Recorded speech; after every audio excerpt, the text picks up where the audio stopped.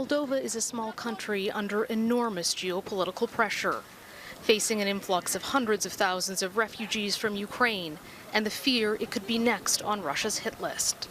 We are nowadays, Ukraine and ourselves are on the border between Russia and the West, and we need the support to be able to maintain this stability. It's in everyone's interest. The country is teetering with economic challenges and political divides that are being exacerbated by the building humanitarian crisis, and the situation could rapidly become critical without more help soon. I don't even want to consider that scenario. It's dire. There is fear in Moldova that they may be next after Ukraine. The country is not a NATO member, and unlike Ukraine, it has a very small military, around 5,000 people. Some here believe that Putin will test the West by trying Moldova next.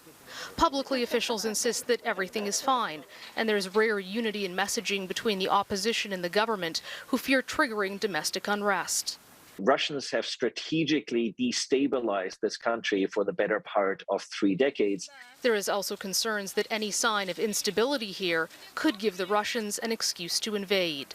To create a raison d'être for Russians to interfere, to save Russian people in Moldova. There are already Russian troops on Moldovan soil in the rebel breakaway Republic of Transnistria, a self-declared country that is not even recognized by Russia, but heavily supported by it. This is one of the main factors of risk to Moldovan national security. Transnistria even has its own military, and it's the same size as Moldova's. Intelligence analysts believe Russian troops could come back through Transnistria to attack Odessa in Ukraine or Moldova. We tried to go to Transnistria to see what's happening there, but we were stopped at the border. So we just tried to cross over into Transnistria. That was unsuccessful. They saw our cameras in the back. Typically television crews not allowed in, and clearly we fell into that category.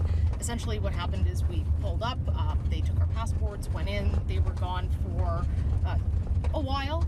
We're not sure what they were doing at that point, possibly trying to search, figure out who we are, but we do have a drone and we do have cameras in the back, and of course we also have press ID. We don't hide the fact that we're journalists with clearly the materials that we have on us. So they did not allow us to enter, but it was quite interesting because we were able to see people in their Transnistrian uniforms. This is a breakaway republic. It is not internationally recognized, but you could see they're organized. Even though we didn't get very far, we did see evidence of the Russian peacekeeping troops stationed there. Behind that green fence is a Russian armored personnel carrier. Mercedes Stephenson, Global News, Chisinau.